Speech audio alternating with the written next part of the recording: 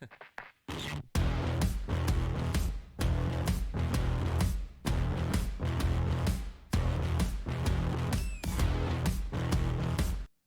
and welcome to the channel, guys. It's Irad, and so you guys know that I'm quite a big fan of racing games. I even have a wheel that I barely use, unfortunately, but I'm a car guy. I just love anything with cars. But I wasn't a big fan of Forza Horizon 5, which I think the Forza Horizon has been going on a downward spiral, in my opinion. Kind of being too cheesy, too cringy, arcadey. The crew Motorfest is a disaster. And so I had an eye on Forza Motorsport because it seems like a more serious title, but at the same time, doubts on the capability of the studio to produce a serious experience. And when I see videos like this, well, I think that this reinforces my doubts. So let's have a look here. Forza Motorsport is a disaster. I think the title says it all already. Let's see if the visuals are also confirming that. I love the thumbnail also. Here we go. The replay mode completely ignores all known laws of physics. Certain loading screens can completely soft lock the game. Constant crashing and incredibly poor performance on PC, even on lower graphical settings. They removed the auction house and the spectator mode. The majority of new cars are just copied over from Forza Horizon 5. Yeah, which themselves were copied over from Forza Horizon 4 and Forza Horizon 3. And yet improvements that Forza Horizon has implemented over the past 5 years are nowhere to be seen. No updated photo mode, no rear-wheel steering, no wheel spacers, and exhaust upgrades barely affect the sound of your car. You can't lock up individual wheels without ABS, and while they kept the drift suspension, they did not keep the drift tires. There are drift cars in some of the trailers, and yet none to be seen in the final game. And how? Is that going to come in the DLC? I bet this will come in the DLC. You will see, guys. Just in case you wanted to make your own drift car, there are no drifting events. There are also drag tires, but yet again, no drag racing events. That's so weird. That's so weird. How could you miss out on that? Cars having sexual intercourse.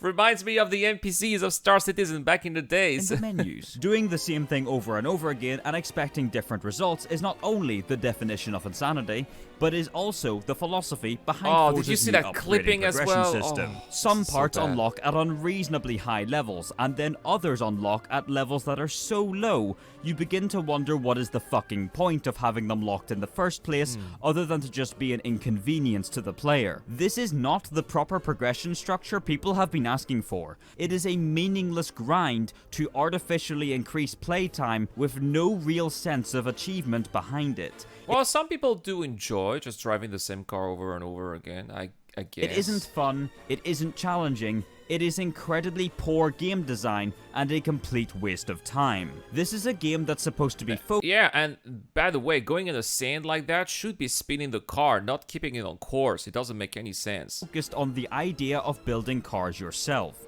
and yet it seems to encourage you to drive cars that are practically bone stock more than anything else, and doesn't let you build them the way you want unless you're prepared to drive them in circles for literal hours on end. For the remainder of this video, I will be leveling up this Toyota Supra in the background, and I'll keep you updated on how I get on. The penalty system is a fucking nightmare. Oh yeah, they should not have put this.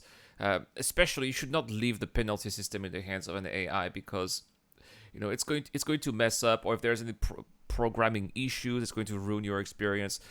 People are getting. I know that they're trying to get clean races, but at the same time, you got to make sure that your system is working to the perfection here. Otherwise, it's going to create more frustrations than anything else. After being rammed by other players, while the ramming players in question aren't being penalized whatsoever. That is crazy. Wait, you get rammed and you get a penalty? And the guy who rams you gets nothing. Oh, gosh. Introduction of a driver safety rating into online is a really good idea. Same as in F1 2023, it has that too. However, people are already abusing the accessibility driving assists to allow the car to drive for them, allowing them to rack up safety score without even having to play the game. This also applies for the car. Yeah, you should not be racking scores like that if you play with assists. You should, I mean, assists should not give you any XP actually. Our leveling system. As you can see, my Supra is now driving all by itself. Oh, and my game crashed. Oh, come on. You cannot disable penalties in private multiplayer. Electric cars can bounce off rev limiters. Random parts of the world sometimes unload themselves in front of the player. The AI are more of a display in artificial incompetence than intelligence. They completely lack any sense of spatial awareness, literally driving themselves off the track at times, and are really slow when driving in packs. They do. Oh my gosh. This is so bad. Oh, I'm so glad I did not buy this. Seem to be really fast whenever they get an open track to themselves, which is great. However, often leads to one or two cars at the front of the pack breaking far away into the distance and then it's pretty impossible much to every catch them, single right? race. The AI can also spawn in vehicles that are currently unavailable, meaning they are likely only being withheld from the release version of the game to add in as DLC later, despite already being finished. Oh, that is so bad. That is so cheap. Oh no, Microsoft, what have you done? What have you... That is so low. I hate those commercial practices. At least hide it, right? At least pretend you haven't done it. Car thumbnails look incredibly strange, with many cars having fully blacked out headlights for some reason. Some even accidentally have random customizations by default, like this Alfa Romeo. Certain wide body kits completely forget to add any kind of wheel offset. Some cars are classified very strangely, like these V8 supercars appearing in the Forza GT class. You cannot change career mode race length like you could in Forza 7. You cannot manually adjust the dynamic weather like you also could in Forza 7. Nor is there a free selection of online class hoppers like there was in Forza 7 either. Additionally, they removed nearly 500 cars from Forza Motorsports 7 and claimed it was to remove silly and non-fitting cars from the car list, such as SUVs and off-roaders. Okay, that is good. Nobody wants to see damned SUVs on racetracks, right? They shouldn't be there. Same with off-roaders. Nobody wants to race that. Come on.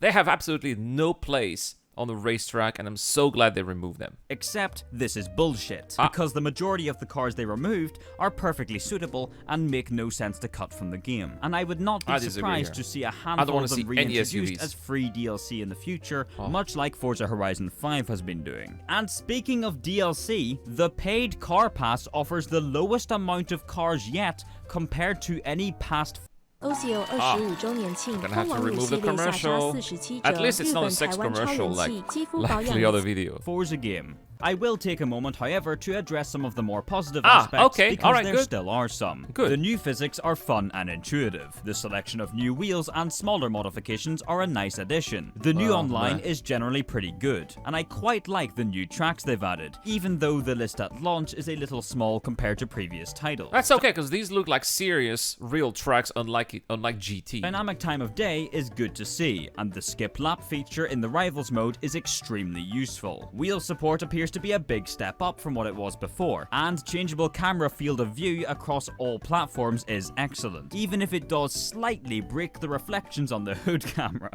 Oh dear. A lot of car sounds lack any kind of depth and are simply just inaccurate to their real-world counterparts. Oh no. Take a listen to this Sauber C9.